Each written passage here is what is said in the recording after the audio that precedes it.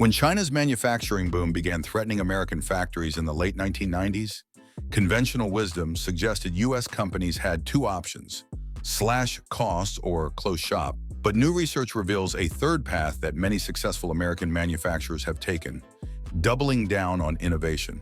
The standard advice was that you couldn't compete with Chinese manufacturers on cost, says Adrien Matray from UC Berkeley, who recently co-authored a major study on the topic with Johann Humbert from HEC Paris. What we didn't know until now was just how effective innovation could be as a defensive strategy. The transformation of the American furniture industry tells the story. While many U.S. furniture makers shuttered their factories in the face of Chinese competition, companies that invested heavily in research and development found ways to survive and even thrive. These companies didn't try to match Chinese prices. Instead, they focused on creating unique products that commanded premium prices. The numbers are striking. When Chinese imports surge into an industry, companies that don't invest much in R&D typically see their annual sales growth drop by about 2%. But companies that invest heavily in innovation experience only half that decline. More importantly, they manage to keep their workers employed and their factories running. It's not just about surviving, explains Matray. These companies actually find ways to grow even when facing intense competition from China. They do this by making products that are different enough from their Chinese competitors that customers are willing to pay more for them. The study's findings challenge a persistent myth in American manufacturing, that innovation is a luxury companies can't afford when facing tough competition. In fact, the opposite appears to be true. Companies that maintain their R&D spending during difficult times end up better positioned to weather the storm.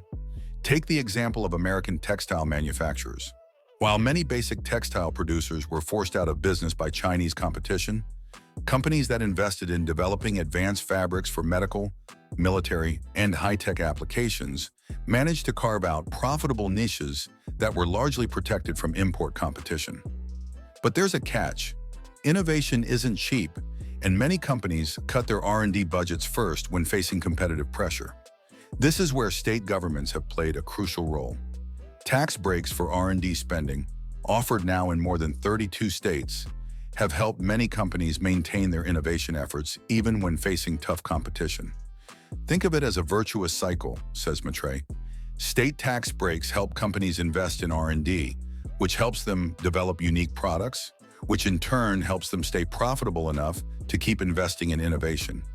The implications extend beyond individual companies to entire communities. When factories close, the impact ripples through local economies. But the research shows that innovative companies are much more likely to keep their workforce stable, helping maintain the economic health of their communities. Looking ahead, the study suggests that the future of American manufacturing might depend less on competing with China on price and more on maintaining America's innovation edge. But this will require sustained commitment from both companies and policymakers to support R&D investment. The choice isn't between innovating and competing, concludes Matray. Innovation is how you compete in today's global market. The companies that understand this are the ones that will still be around in 20 years. For American manufacturers facing growing competition from abroad, the message is clear. The best defense might not be lower prices or higher walls, but better products born from sustained investment in innovation. Adrien Matray is an economist specializing in applied macroeconomics and finance, with a focus on misallocation, development, trade, and entrepreneurship.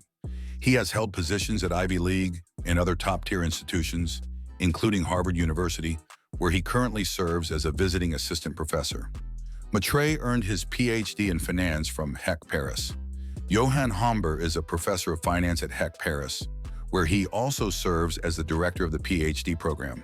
He graduated from École Polytechnique and holds a PhD in economics from the Toulouse School of Economics. Humbert's research interests include entrepreneurship and innovation, frictions in financial markets, and life insurance.